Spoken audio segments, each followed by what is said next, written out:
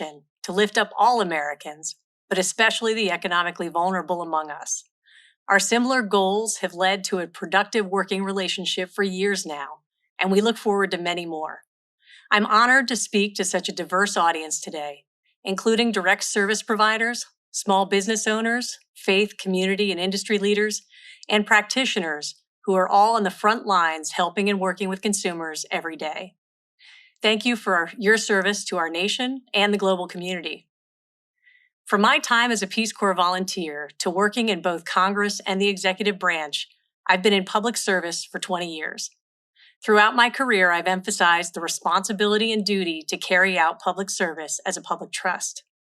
I've worked for both Democrats and Republicans, and I know the importance of working across the aisle. I truly believe that by engaging a variety of stakeholders, we can arrive at better policies. And that is why when I became director of the Bureau, I invited people to share their candid views with me. And since then, I've been reaching out to everyone from attorneys general to faith leaders. What I've found is that while we all have differences in views from time to time, what unites us, a shared commitment to protecting consumers, is greater than what divides us. Today, I would like to discuss the Bureau's response to the pandemic to help American consumers and to talk about one of our newer initiatives to help the economically vulnerable, our Start Small Save Up program, as well as a host of resources we have available to the public. First, let's start with our response to the pandemic. When it became apparent that COVID-19 was going to have a profound impact on all of us, the Bureau immediately pivoted. Since March, we've produced more than 70 guides, videos, and blogs on a wide range of consumer financial topics implicated by the pandemic, such as dealing with debt, protecting your credit, and avoiding scams. Our goal is to be a trustworthy, reliable source of current information for consumers. To this end, after Congress passed the CARES Act, we quickly developed a suite of educational resources explaining important components of the law and how consumers can get help. Examples of topics include mortgage forbearance, student loan payment suspension, the Paycheck Protection Program, and the economic impact payments. We have centralized our pandemic resources on the web, and they can be found at consumerfinance.gov/coronavirus. I'm proud to say that since mid-March, these resources have been accessed by 4 million users. These pandemic-focused resources are in addition to the rich content on our website. For example, through Ask CFPB, we have answers to about 1,000 questions, such as how to finance a car purchase, how to dispute a charge on your credit card, how to select the best mortgage loan, and how to protect yourself from fraud or scams. From April through June of this year, almost 2 million consumers used Ask CFPB, and since its launch, we are approaching 33 million total users. Refocusing on pandemic relief, we have worked closely with our federal partners at the IRS and the Department of Treasury to support outreach to consumers who have not yet accessed their economic impact payments, or stimulus checks as they are more commonly known. There are at least 9 million vulnerable consumers whose incomes are so low they are not required to file taxes. To claim their $1,200 from the IRS, these individuals must take action. We have worked with direct service and community organizations across the country, recruiting them in this effort to spread the word to those they support and to assist eligible individuals with taking the necessary steps. The IRS deadline to claim these funds this year is November 21st, and we will continue to engage our partners, including you, so our most vulnerable consumers can access these funds to help them make ends meet. And when it became apparent that consumers needed a one-stop shop for their housing questions, along with our federal partners, we developed an interagency mortgage and housing website, consumerfinance.gov/housing. By going to the website, consumers can find information about mortgage forbearance, how to work with servicers to obtain forbearance, protections for renters, and more. And as we all know, this is an evolving situation, and we will continue to update our resources as needed. Over 500,000 consumers have already used the interagency housing website to better understand their options and take action. I know many of you may already be aware of the website, and we encourage you to share it with your clients, members, and community. And now I want to tell you about an important resource that consumers can turn to if they run into trouble with a consumer financial product or service during the pandemic, but also at any time. And that's our consumer complaint system.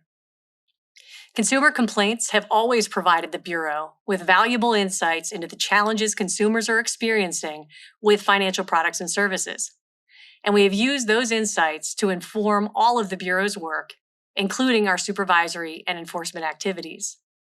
The Bureau also shares consumer complaint information with federal and state agencies to ensure that the Bureau and other regulators have useful information to support consumers. During this public health emergency, the Bureau has continued to handle consumers' complaints about financial products and services. We've set new volume records nearly every month since March 2020 and received more than 40,000 complaints a month since April. In September 2020, consumers submitted nearly 50,000 complaints, the highest volume in the Bureau's history. To put these volumes in context, consider that in 2019, we averaged just 29,000 complaints per month. Some of this increase can be attributed to novel problems and issues consumers experienced during the pandemic. The vast majority of this increase, however, is because of an 86% increase in consumer or credit reporting complaints received from January through September 2020, compared to the same period last year.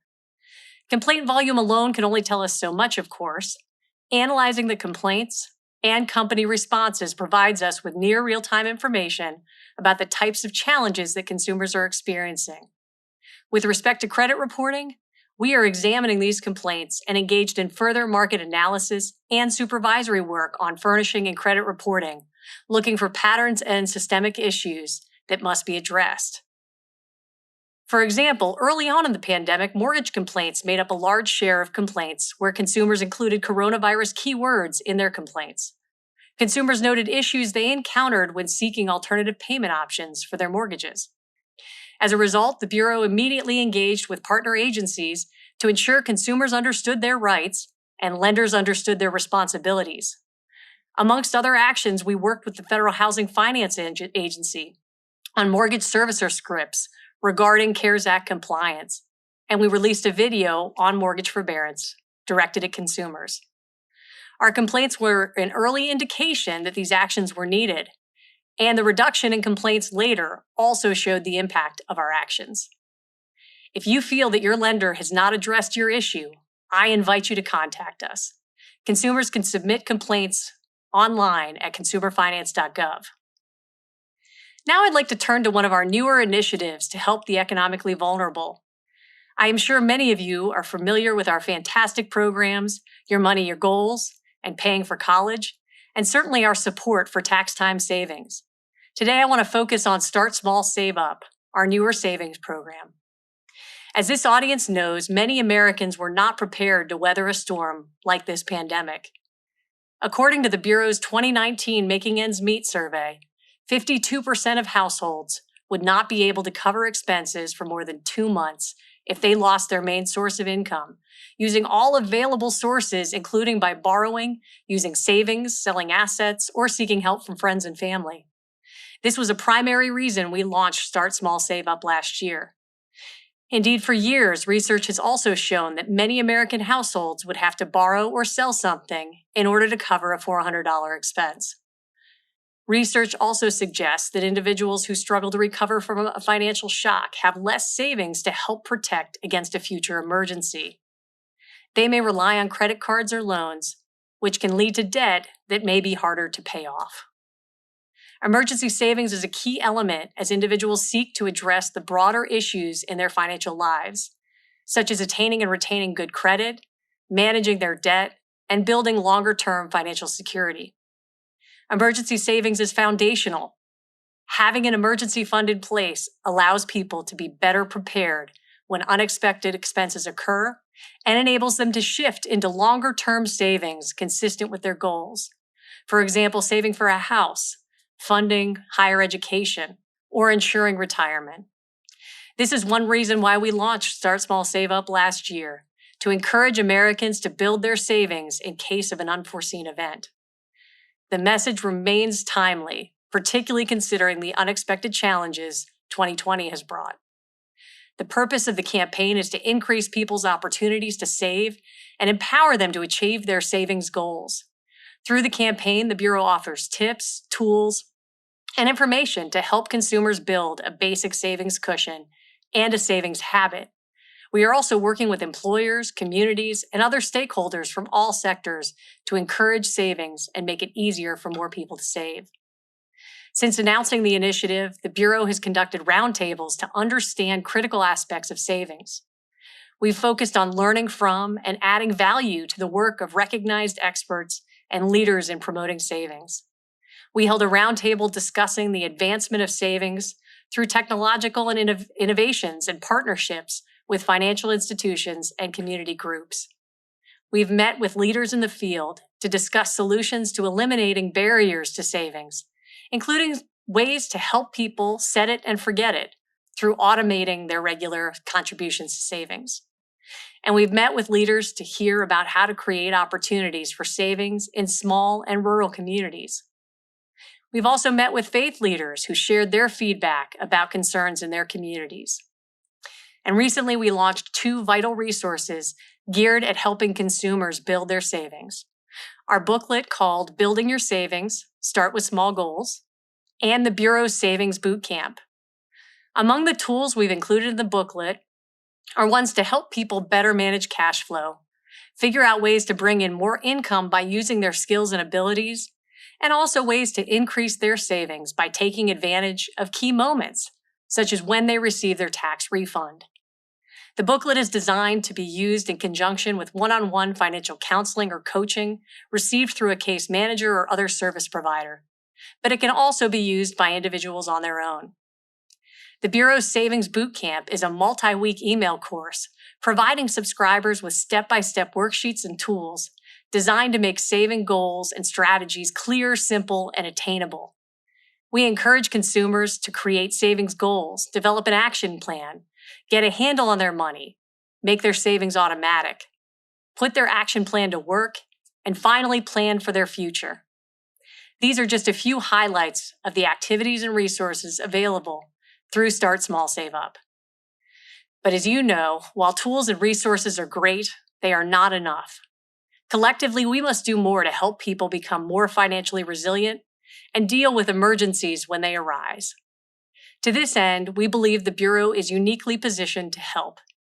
In addition to leveraging its existing resources, the Bureau has strong connections to providers of financial services who offer savings products, consumers who have a desire to save, and practitioners or researchers who can help to identify best practices for helping consumers to save. We are committed to bringing together partners from across sectors to develop and execute strategies to achieve a common goal. The collective investment in financial education in this country is substantial, and I believe we can increase the level of emergency savings by bringing these efforts together. We want to promote the emergency savings products that are working and make these products more available to consumers. More companies and organizations already have the infrastructure in place and are able to reach a far greater number of people than the Bureau can alone. Like Harry Truman said, it is amazing what you can accomplish if you don't care who gets the credit. We are committed to partnering with trusted community institutions such as libraries, churches, social service providers, and schools to tailor savings solutions and information about the value of savings to unique audiences. Indeed, it's very hard to find a one-size-fits-all solution. That's why we're looking to work directly with a select number of communities around the country to help explore the specific barriers that people in those cities, towns, and counties may face and help them expand proven savings solutions. For instance, we know that a car breaking down in a city with available public transportation is a much different financial shock than a car breaking down where the nearest bus stop is 30 miles away. And we are committed to working with employers to prioritize emergency savings and automated solutions in the workplace. Employers are at the crossroads of America's savings challenge. They know their workforce is worried about balancing saving for their future and addressing their day-to-day needs.